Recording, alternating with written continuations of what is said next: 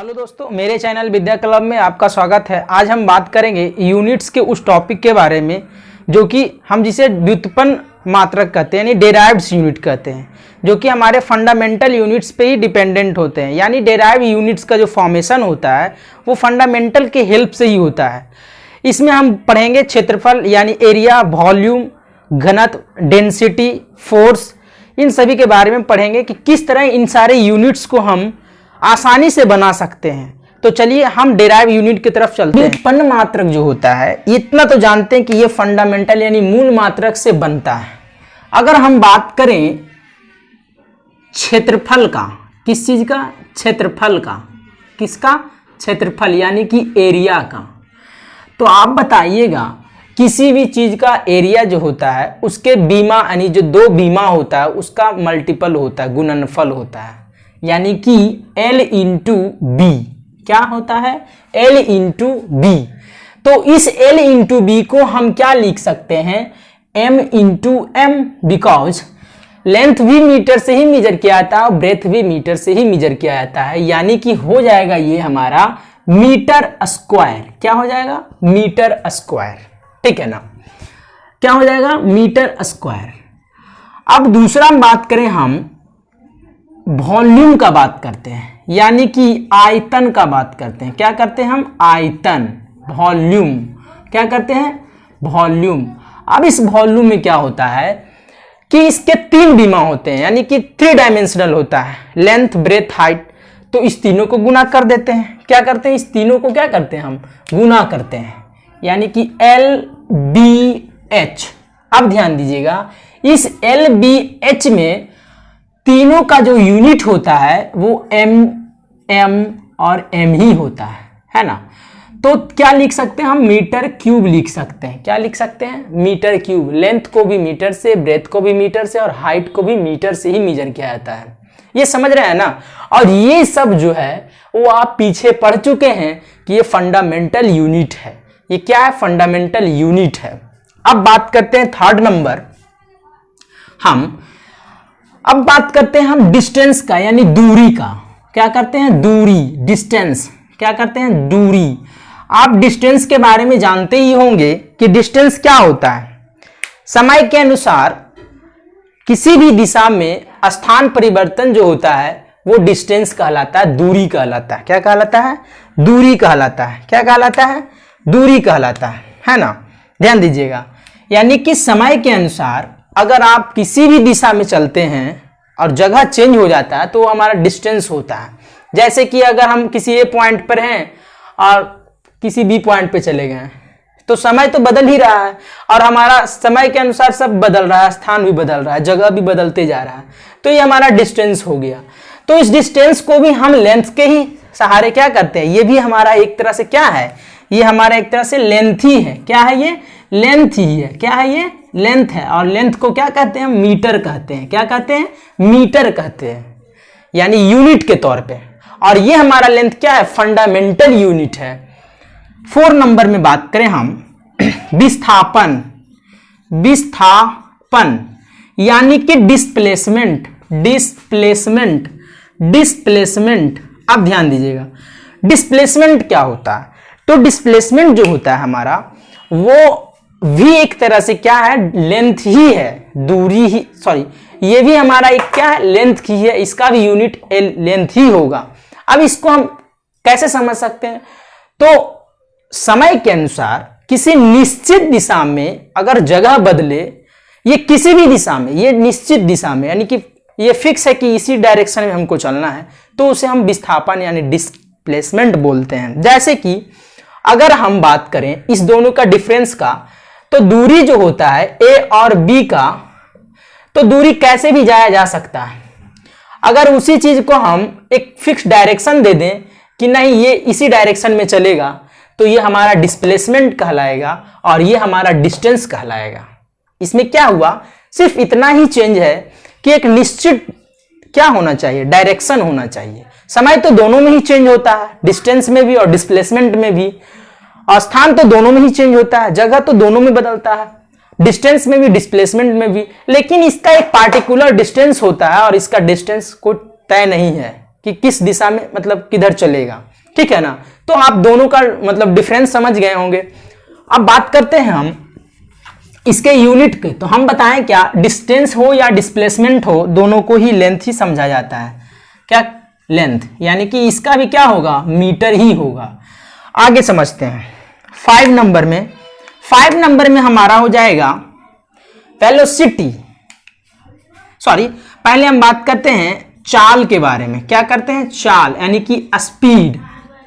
क्या करते हैं, स्पीड। तो ये स्पीड क्या होता है, स्पीड क्या होता है, स्पीड जो हमारा आता है वो डिस्टेंस से आता है। बोलते हैं ना चाल बराबर दूरी बटा समय। चाल बराबर क्या बोलते हैं, दूरी बटा समय, दूरी बटा समय बोलते हैं कि नहीं, चाल बराबर दूरी बटा समय। यानी कि किसी यूनिट टाइम में, इकाई समय में जो डिस्टेंस तय किया गया है उसे हम क्या कहते हैं, चाल कहते हैं। क्या कहते हैं, चाल कहते हैं, ठीक है ना। लेकिन इसका कोई फिक्स डायरेक्शन नहीं होता है, ठीक है। यानी कि इकाई समय में किसी भी दिशा में जो दूरी तय होता है वो क्या कहलाता है, हमारा चाल कहलाता है। उसी के अपोजिट जो हमारा होता है एक वेग जो होता है, यानी कि वेलोसिटी जो होता है वो क्या कहलाता है, तो वो कहलाता है हमारा विस्थापन बटा समय। क्या कहलाता है, विस्थापन बटा समय।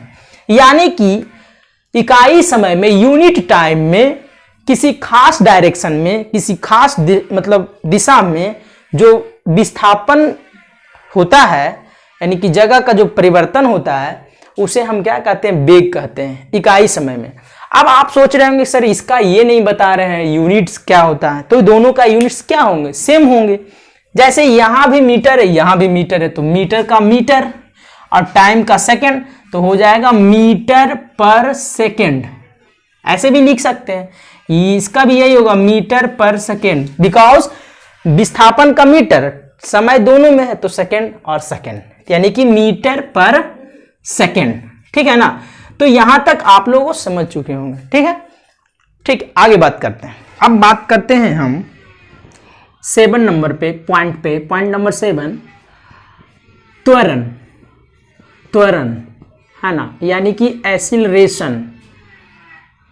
एसिलरेशन क्या बात करते हैं, एसिलरेशन। क्या करते हैं, एसिलरेशन, त्वरण। ध्यान दीजिएगा, हम बात करते हैं एसिलरेशन, त्वरण।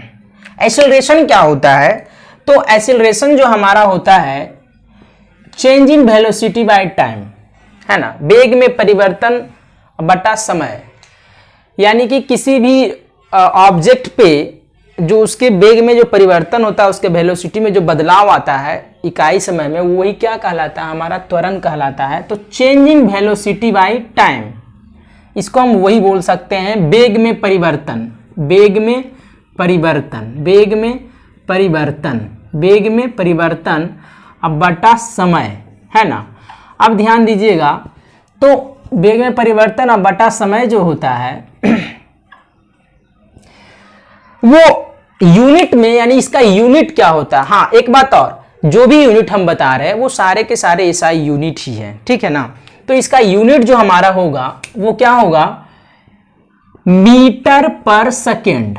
ये किसका हो गया, वेग का हो गया, वेलोसिटी का, और बाय टाइम समय का हो गया।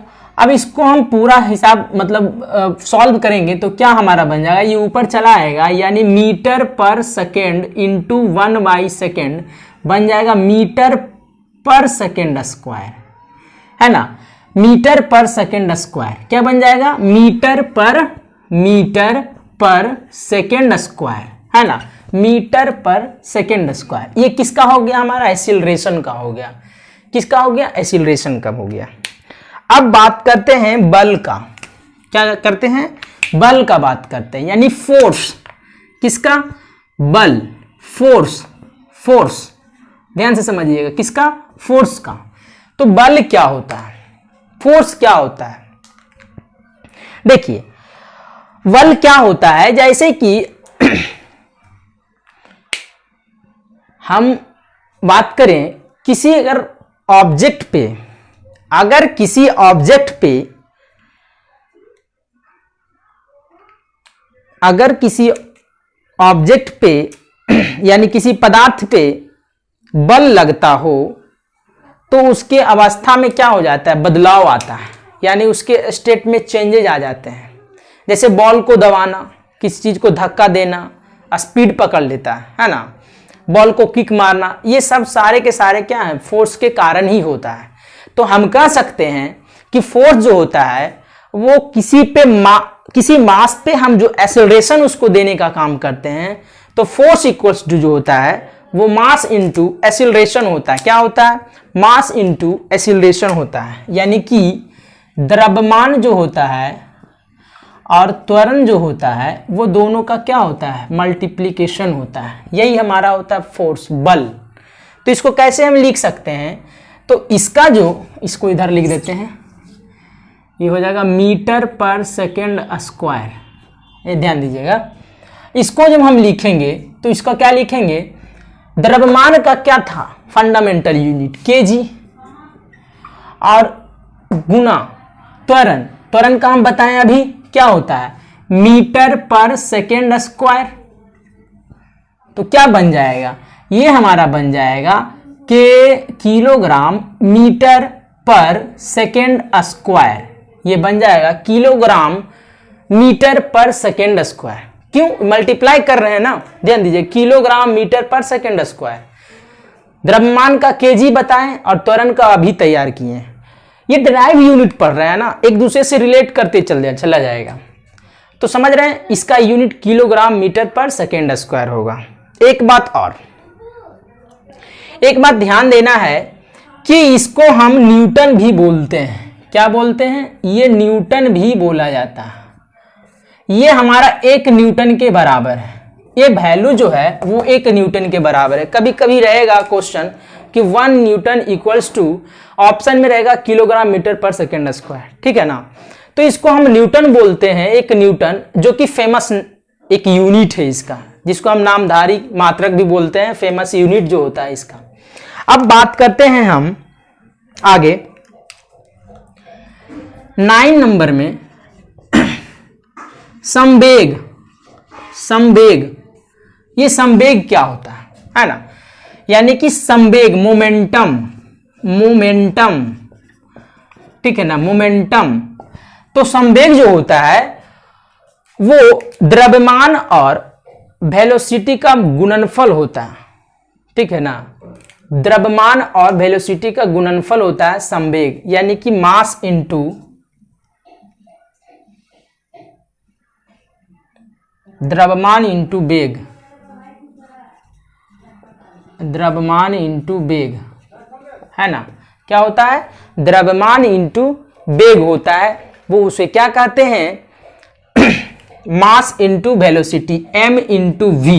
अब ध्यान दीजिएगा, इस m इंटू वी को हम यूनिट के तौर पे कैसे लिखेंगे, यानी संवेग को, मोमेंटम को कैसे लिखा जाएगा, यूनिट, इसका यूनिट कैसे लिखेंगे। तो केजी जो होगा वो द्रव्यमान का होगा, यानी केजी, ठीक है, इतना तो कोई दिक्कत नहीं है। वेग यानी वेलोसिटी का क्या बताएं, तो मीटर पर सेकेंड। तो ये टोटली क्या बन जाएगा, किलोग्राम मीटर पर सेकेंड। क्या बन जाएगा, किलोग्राम मीटर पर सेकेंड। बहुत ही आसान है, एक एक करके मल्टीप्लाई करते चले जाएंगे, बहुत ही आसान तरीके से हमारा हो जाएगा। अब इसके बाद बात करते हैं हम आवेग का।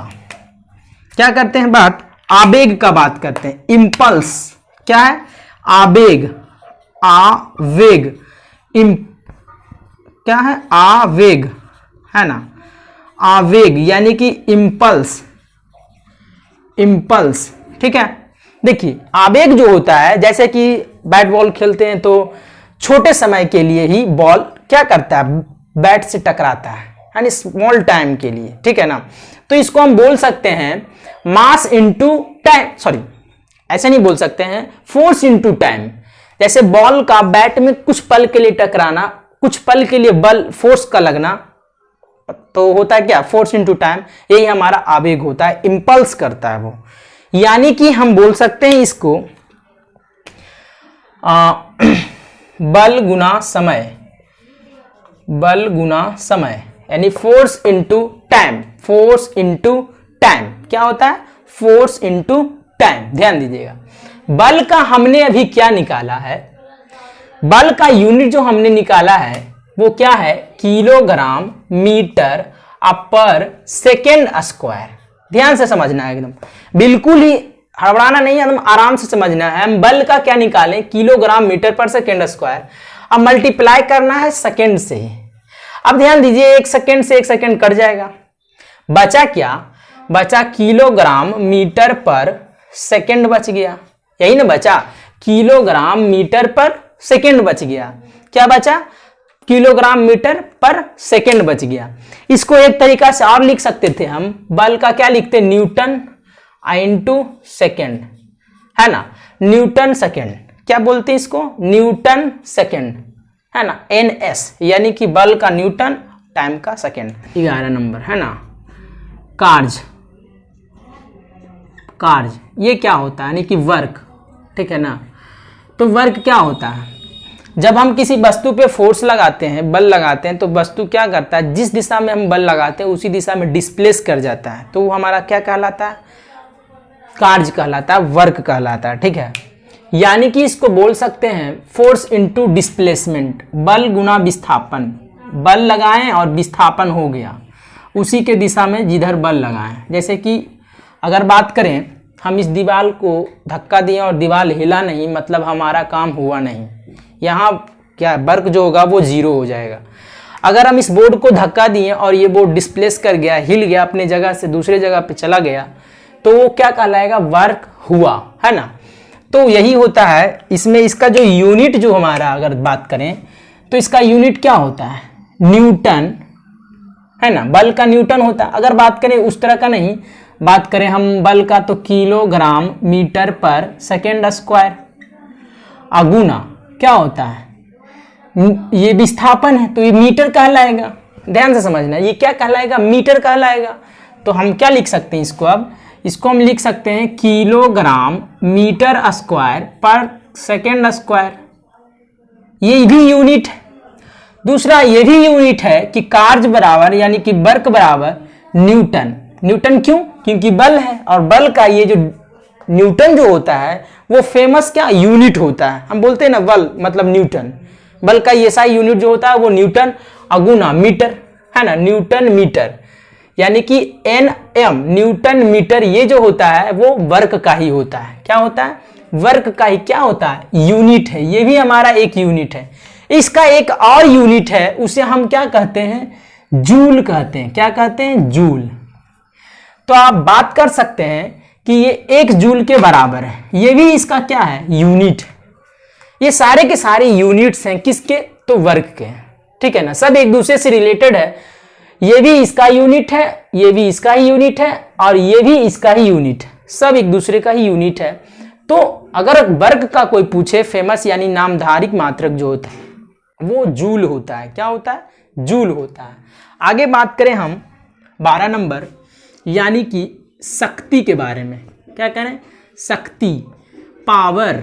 क्या होता है? पावर। तो ये पावर क्या होता है? आपके पास कितना शक्ति है आपको पता ही होगा। तो वो जो डिपेंड करता है किसी भी कार्य करने की दर को क्या कहते हैं? शक्ति कहते हैं, है ना। अगर कोई ज्यादा काम करता है तो उसके पास ज्यादा शक्ति है, कोई कम काम करता है उसके पास कम शक्ति है। तो यही समझना है, जो हमारा पावर जो होता है वो क्या होता है? हमने अभी क्या बताया? कार्य करने की दर, यानी कि कार्य करने का दर जो होता है, कार्य करने का जो दर होता है वही क्या कहलाता है? शक्ति कहलाता है। क्या कहलाता है? शक्ति कहलाता है। अब ध्यान से समझना है ये आखिर क्या है ना, मतलब वर्क बाय टाइम, कार्य बटा समय, वर्क बाय टाइम। अब ध्यान देना, तो ये ध्यान देते हैं हम इधर। इसका यूनिट का बात करें तो अभी हमने क्या बताया कि आप चाहें तो ये लंबा प्रोसेस कर सकते हैं, चाहे तो इसको शॉर्ट भी कर सकते हैं। कैसे? कार्य का क्या है? जूल, और समय का सेकेंड हो गया, जूल पर सेकेंड। ये भी है। दूसरा ये भी हो सकता है कि कार्य का क्या? न्यूटन मीटर बाई सेकेंड, ठीक है ना। तो दूसरा ये भी यूनिट होगा, न्यूटन मीटर पर सेकेंड। तीसरा क्या हो सकता है, तीसरा ये भी हो सकता है किलोग्राम मीटर स्क्वायर पर सेकेंड स्क्वायर। अब देखिए उसके बाद इसका और फिर तो इसको क्या लिखेंगे, बाई सेकेंड, है ना, ये बटा में है ना, ध्यान दीजिएगा। तो इसको क्या लिखेंगे ऊपर करके, तो किलोग्राम मीटर स्क्वायर पर सेकेंड क्यूब, ये भी यूनिट।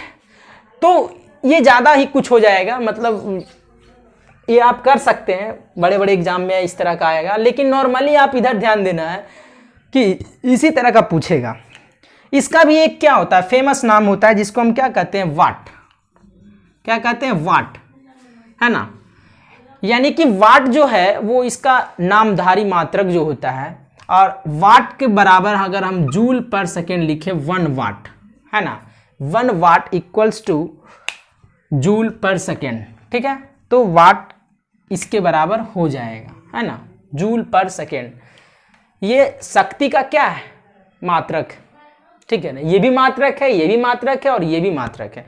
तो ये जो है इसका नामधारी मात्रक है। क्या है, जो हम बोलते हैं इसको नामधारी मात्रक, नामधारी मात्रक, ठीक है ना। बहुत ही फेमस है ये सब। आगे चलते हैं 13 में। 13 जो हमारा है वो दाब, प्रेशर। क्या है, प्रेशर, दाब, दाब यानी कि प्रेशर, प्रेशर।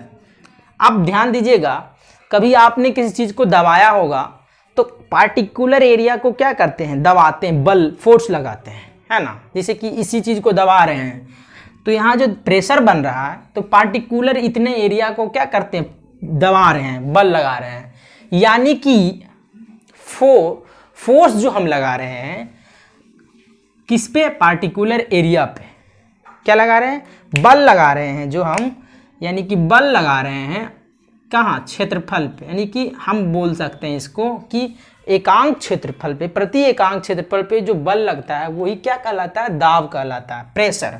क्या कहलाता है, प्रेशर। अब ध्यान दीजिएगा कि इसका कैसे हम यूनिट बनाएंगे। तो आप या तो बड़ा वाला यूज कर सकते हैं, किलोग्राम पर मीटर, सॉरी किलोग्राम मीटर पर सेकेंड स्क्वायर बाई फिर मीटर स्क्वायर, या फिर ऐसे आप कर सकते हैं कि न्यूटन पर मीटर स्क्वायर। न्यूटन बल का और क्षेत्रफल का हम बताए थे कि मीटर स्क्वायर होता है इसके पीछे, फर्स्ट वाले में, ठीक है ना। तो न्यूटन पर मीटर स्क्वायर, ये इसका क्या हो गया, यूनिट हो गया। क्या हो गया, यूनिट हो गया।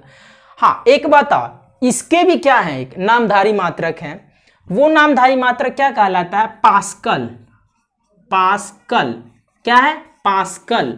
यानी कि पास्कल जो हमारा है, पीए जो है वो न्यूटन पर मीटर स्क्वायर के इक्वल है। जैसे वाट जो है जूल पर सेकेंड के इक्वल था ना, वैसे ही पास्कल जो है न्यूटन पर मीटर स्क्वायर के इक्वल है, ठीक है ना।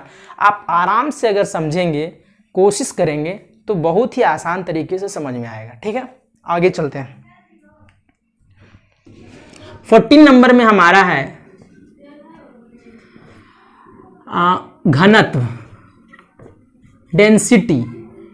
डेंसिटी देखिए, अभी हमने क्या बताया, प्रेशर, अब बता रहे हैं डेंसिटी।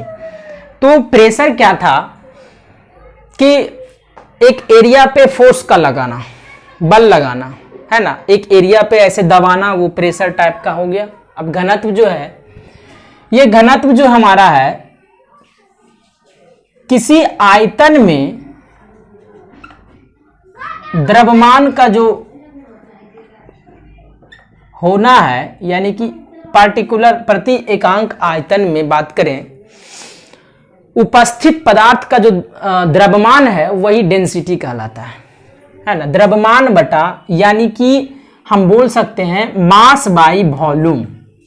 डेंसिटी जो बराबर होता है वो मास बाई वॉल्यूम के बराबर होता है, यानी द्रव्यमान बटा आयतन।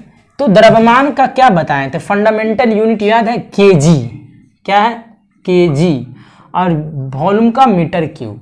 तो ये हमारा क्या हो जाएगा, केजी पर मीटर क्यूब। क्या हो जाएगा, केजी प्रति मीटर क्यूब, ठीक है। आगे समझते हैं 15 नंबर में। 15 नंबर में हमारा आ गया वोल्ट, विभव, है ना। विभव क्या है? वोल्ट यानी कि विभव। एक मिनट,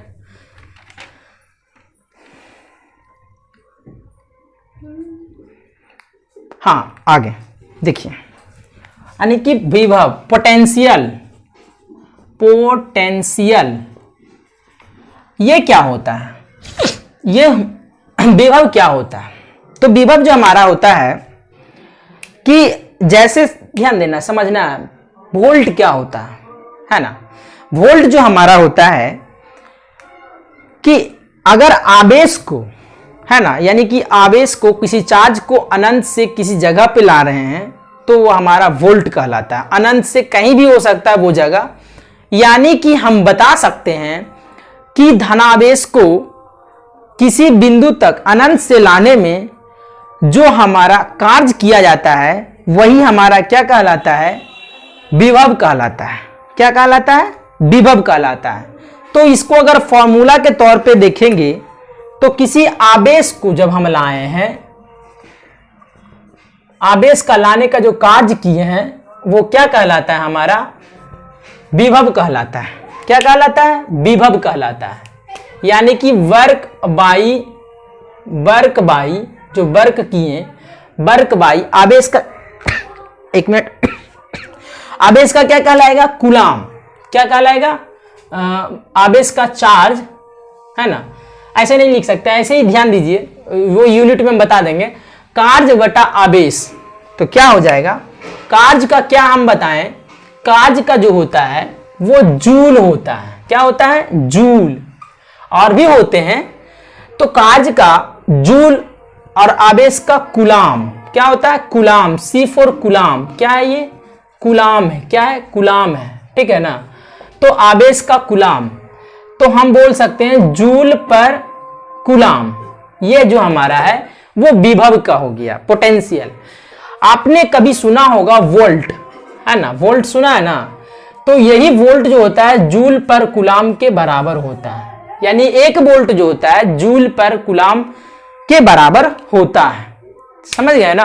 ठीक है, अब बात करते हैं लास्ट हम, जो कि इधर समझ गए, विभव का जो है यानी कि वोल्ट जो होता है जूल पर कूलाम होता है। अब बात करते हैं हम विद्युत धारा। ठीक है ना। क्या करते हैं? विद्युत धारा। तो विद्युत धारा जो होता है यानी कि इलेक्ट्रिक करंट, 16 नंबर जो है विद्युत धारा। विद्युत धारा, विद्युत धारा यानी इलेक्ट्रिक करंट। इलेक्ट्रिक करंट क्या होता है? Electric current. ध्यान दीजिएगा, ये जो हमारा होता है इसमें क्या होता है ना कि प्रति इकाई समय में, यानी कि एक खास यूनिट टाइम में आप कितने आवेश को लाए हैं, या फिर किसी वायर में एक यूनिट टाइम में कितना आवेश फ्लो कर रहा है, यही हमारा कहलाएगा विद्युत धारा। क्या कहलाएगा? विद्युत धारा। तो इसका जो यूनिट हो जाएगा वो क्या हो जाएगा? इसका जो यूनिट हमारा होगा, अभी हम बताएं कि आवेश का क्या होता है? कूलाम, और समय का सेकेंड। क्या होता है? समय का सेकेंड। ये सी फॉर कूलाम है। क्या है? सी फॉर कूलाम है, यानी कि चार्ज के बारे में बताता है। अब बात करते हैं हम, इसका भी एक क्या होता है, जैसे ये नामधारी मात्रक है, इसका भी होता है एम्पियर, जो कि हम आपको बता चुके हैं। तो एम्पियर जो होता है वो joule per second, sorry, coulomb पर सेकेंड के बराबर होता है। ठीक है दोस्तों, तो इतना हम लगभग बहुत समझा चुके हैं, किस तरह हम यूनिट को बना सकते हैं, किस तरह हम माप सकते हैं। ठीक है, थैंक यू।